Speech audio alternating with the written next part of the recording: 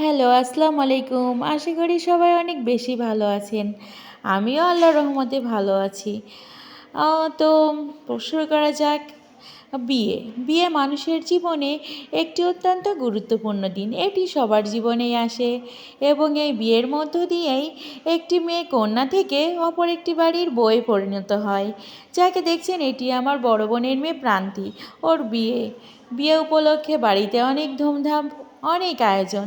আমরা সাধারণত কাজের জন্য অনেকে এক জায়গায় হতে পারি না। তো এই বিয়েকে কেন্দ্র করে আমরা অনেক কুটুমজন, আত্মীয় স্বজন, সর্বোপরি আব্বু আম্মু ভাই বোন সবাই এক জায়গায় হলাম। সবাইকে নিয়ে অনেক মজা করলাম। আর সাথে তো কুচিকাচা বাচ্চা আমাদের সন্তানরা তো ছিলই। মনের ভিতর অন্যরকম একটা অনুভূতি কাজ করছিল যে সেই ছোট্ট প্রান্তি আজ কত বড় হয়ে গেছে। আজ তার বিয়ে, সে বিয়ের জন্য প্রস্তুত হচ্ছে। তা ঠিক এরকম করেই সে পর হয়ে যাবে। পর তো হয় না, কিন্তু কাছ থেকে অনেকটা দূরে চলে যায়। আগের মতো কাছে থাকবে না। একটা অন্যরকম অবস্থা বা পরিবেশ তৈরি হয়ে যাবে। এক ঘর আত্মীয়ও কিন্তু বেড়ে যাবে, তাই না? এরপর কি, বিয়ে তো শুরু হয়ে গেল, জামাই আসলো। দেখি দেখি দেখি, এই যে বউ আবার আমার কানে কানে কি বলছে। তো যাই হোক, এইভাবেই বিয়েটা শুরু হয়ে গেল। জামাইকে নামানোর জন্য সবাই সেখানে উপস্থিত ছিল। জামাই তো খুবই ভালো ছেলে। আমরা তো মনের মতো একটা জামাই পেলাম। তার সাথে কথা বলে মনে হয়েছিল আমাদের মেয়েটাকে সুখী রাখবে। জানেন, আমাদের যখন বিয়ে হয়ে যায় তখন প্রতিটা মেয়ের জন্য মনে হয় যে আমার স্বামী যে হবে সে যেন অনেক ভালো মনের অধিকারী হয়। একটু যত্ন, একটু ভালোবাসা, একটু আগ্রহ, এই সব কিছু নিয়েই ভরপুর সংসার হবে আমাদের। ঠিক ছেলেদের ক্ষেত্রেও তারাও চায় তাদের সঙ্গিনী যেন অনেক ভালো মনের হয়, অনেক কেয়ার করে। তো এটা নিয়ে আমাদের জীবন সংসার। বিয়ে পড়ানো তো শুরু হয়ে গেল। এই সময় একটা অন্যরকম অনুভূতি কাজ করে।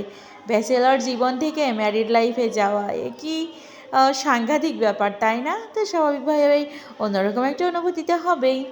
বিয়ের কাজ হয়ে গেল। এরপর এই যে খাওয়া দাওয়ার পালা। খাওয়া দাওয়া করেই হয়তো আর কিছুক্ষণ পর কন্যাকে নিয়ে চলে যাবে সেই দূরে। অতটা দূরে নয়, কিন্তু সে আগের মতো তো প্রান্তি আর কাছে থাকবে না, হয়ে যাবে অন্য কারো, তাই না?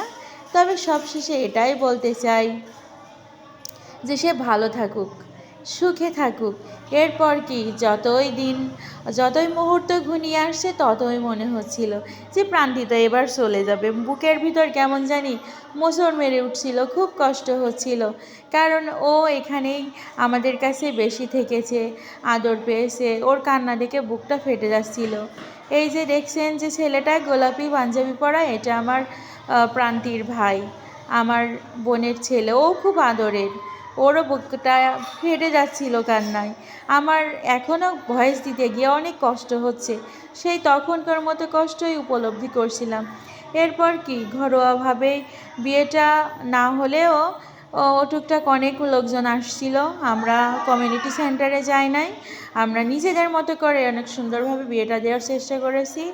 সবাই ওর জন্য দোয়া করবেন, ও যাতে তার বিবাহিত জীবনে সুখী হয়, অনেক সন্তানের জননী হয়, সর্বোপরি স্বামীর ভালোবাসা পেয়ে তার শ্বশুরবাড়ির সকলকে খেদমত করে তার জীবনটা কাটিয়ে দিতে পারে, এটাই চাই। সবাইকে অনেক ধন্যবাদ, অনেক বেশি ভালোবাসা থাকবে। আমার জন্যও দোয়া করবেন, সবসময় সাথে থাকবেন। আমার ভিডিও ভালো লাগলে লাইক, কমেন্ট, শেয়ার করবেন। ধন্যবাদ।